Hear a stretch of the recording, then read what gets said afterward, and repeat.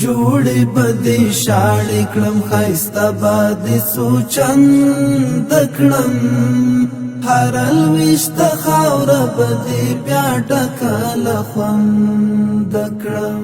محترم ملا عبدالغني برادر اخوند د هرات غور سړک د جوړولو چارو پرانیسته وکړه. د ریاست الوزرا اقتصادي مرستیال محترم ملا عبدالغني برادر اخوند نن د روان 1403 لمریز کال د سور میاشتې په 10مه نیټه د هرات غور سړک د جوړولو چارو د پایل پرانیسته وکړه. په دغه مراسمو کې د هرات والی شیخ نور احمد اسلام جار، د غور والی مولوي احمد شاه دین دوست، د 200 الفاروق الاردو قومندان مولوي نصر الله متی او د غور او هرات ملکي او نظامی مسؤلینو هم حضور درلود. د ریاست الوزرا اقتصادي مرستیال په همدې مناسبت جوړو شو مراسمو ته وویل چې د ترانسپورت سکتور د هیواد په اقتصادي وده کې مهم رول لري او اسلامي امارت همدې اهمیت ته په کتو یاد سکتور په خپلو لومړیتوبونو کې نیولی چې د پراختیا او اساسي جوړونې په موخه یې له ګاونډیو او سیمه هیوادونو سره پرله پسې مجلسونه دوام لري. محترم مناسب زیاته کړه د اسلامي امارت پر راتګ سره عملاً د لویو لارو د بیا رغونې کارونه پیل شوي چې له جملې د نن د هرات غور سړک د عملي چارو پرانیسته کوو. دغه سړک د افغانستان له مهمو ملي او لوی پروژو څخه دی چې د ځمکني ترانسپورت له لارې هرات، غور، بامیان، د کندیا، میدان وردګ ولایتونه له کابل سره نښلوي. محترم ملا عبدالغني برادر اخوند وویل د دغه ترانسپورتي دهلیز په مسیر کې د مالګې او مرمر ډبرو کانونه هم شته چې بشپړېدل به د سوداګرۍ د پراختیا او سیمه ییز ترانزیت په برخه کې مهم رول ولوبوي.